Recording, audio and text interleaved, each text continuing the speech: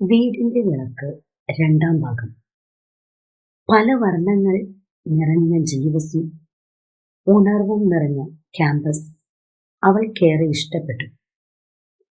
കുഞ്ഞുനാൾ മുതൽ പെട്ടെന്ന് എല്ലാവരെയും തന്നിലേക്ക് ആകർഷിക്കുന്ന ഒരു പ്രത്യേകതയുള്ള കുട്ടിയായതുകൊണ്ടും എല്ലാവരോടും പെട്ടെന്ന് സംസാരിക്കുന്ന കൂട്ടുകൂടുന്ന പ്രകൃതമായതുകൊണ്ടും അവൾ ക്ലാസ്സിൽ എല്ലാവരുടെയും ഉറ്റ സുഹൃത്തായി. കളിച്ചിരികൾക്കിടയിൽ ദിവസങ്ങൾ കടന്നുപോയി. രാവിലെ കുളിച്ച് സുന്ദരിയായി കൂട്ടുകാർക്കൊപ്പം വാചകമടിച്ച് പ്രകൃതി നന്നായി ആസ്വദിച്ചു അവർ കോളേജിലെത്തും. ലഞ്ച് കഴിക്കാൻ വീണ്ടും ഹോസ്റ്റലിൽ. കുരുത്തക്കേടിനും കുറവില്ലാതിരുന്നതിനാൽ മടിപിടിച്ച് ഉച്ചയ്ക്ക് ഹോസ്റ്റൽ മുറിയിൽ ക്ലാസ് കട്ട് ചെയ്ത് കിടന്നുറക്കവും. കോളേജ് ക്യാൻറ്റീനും ലൈബ്രറിയും വിശാലമായ കോളേജ് ഗ്രൗണ്ടും 4ാം നിലയ്ക്ക് മുകളിലെ ടെറസും, എന്തിനു പറയുന്നു, ആ പ്രദേശം മുഴുവനും അവളെ വല്ലാതെ സ്നേഹിച്ചു. ഒരുപാട് ഇഷ്ടമായി അവൾക്ക് ആ നാട്. 1 മാസത്തിനു ശേഷം വീട്ടിലെത്തിയ അവളെ കണ്ട് വീട്ടുകാർ അമ്പരന്നു. മെലിഞ്ഞു നീണ്ട് ഇവിടെ നിന്നും പോയവൾ നല്ല സുന്ദരിയായി മിടുക്കിയായി മാറിയിരിക്കുന്നു. ഞായറാഴ്ച പള്ളിയിലെത്തിയപ്പോൾ നാട്ടുകാർ പറഞ്ഞു, ഹോസ്റ്റലിൽ പോയപ്പോൾ ഇയാൾ കൂടുതൽ മിടുക്കിയായല്ലോ എന്ന്. എല്ലാത്തിനും മറുപടിയായി പക്വതയോടെ അവൾ ഒന്ന് പുഞ്ചിരിച്ചു.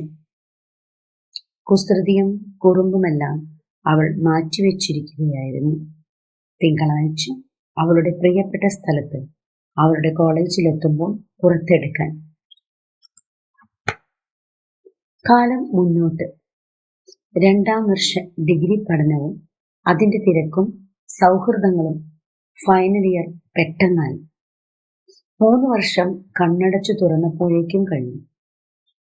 അതങ്ങനെയാണ്. ദിവസങ്ങളും വർഷങ്ങളും ആരെയും ഒന്നിനെയും കാത്തു നിൽക്കില്ല.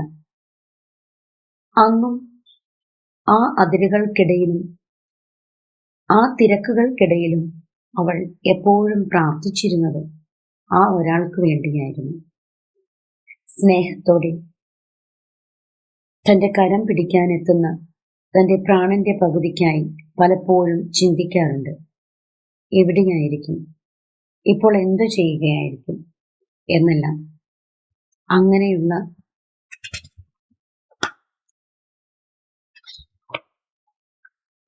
എല്ലാ സ്വപ്നങ്ങൾക്കും ഉത്തരമായി പ്രാണന്റെ പ്രാണനായി അവൾക്കൊരാളെ കിട്ടി. സ്നേഹത്തിന്റെ അർത്ഥതലങ്ങൾ അവൾക്ക് മനസ്സിലാക്കി കൊടുത്ത സ്നേഹപൂർണനായ ഒരാൾ. അന്നാദ്യമായി അവർ അറിഞ്ഞു പ്രാർത്ഥന കേൾക്കുന്ന ദൈവമുണ്ട് എന്ന്.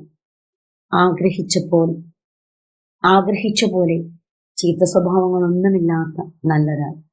അങ്ങനെ ആ നല്ല കൂട്ടുകാരി, ഒരു നല്ല മകൾ, പെങ്ങൾ, അവൾ നല്ലൊരു ഭാര്യയായി, ചേച്ചിയായി, അമ്മയായി.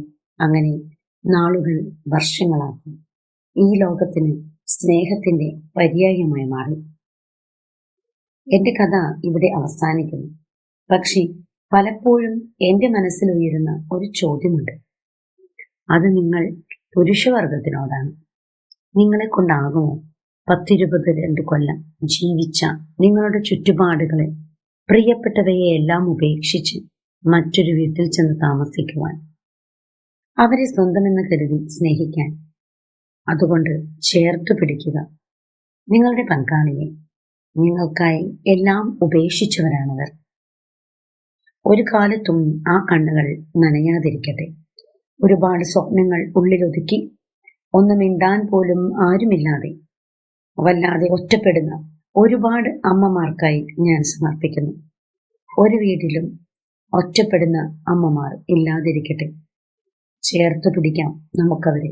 നമ്മുടെ നാടിനായി, നമ്മുടെ മക്കൾക്കായി നിസ്വാർത്ഥമായി സ്നേഹിക്കാൻ അവർ മാത്രമേ ഉള്ളൂ. ഓർമ്മകൾ മായാതിരിക്കട്ടെ. സമർപ്പണം എല്ലാ അമ്മമാർക്കും. മക്കളോടൊരു വാക്ക്. ഈ കഥ തുടങ്ങുന്നിടത്ത് നിങ്ങളെപ്പോലെ പ്രസരിപ്പോടെ ഓടി നടന്ന ഒരാളെ കാണാം. കാലം കടന്നു പോയപ്പോൾ നിങ്ങൾക്കായി ഉരുകി തളർന്ന് പോയ ഒരാളെയും മാറ്റി നിർത്തല്ലേ, ഒറ്റയ്ക്കൊരു മൂലയിൽ ഒതുക്കി തള്ളല്ലേ. ആ മാണിക്യത്തെ, ആ മുഖത്തെ ചിരിയാണ് നിങ്ങളുടെ വീടിന്റെ ഐശ്വര്യം. കെടാതെ മങ്ങാതെ കാത്തു സൂക്ഷിക്കാം ആ നിറ ഐശ്വര്യത്തെ.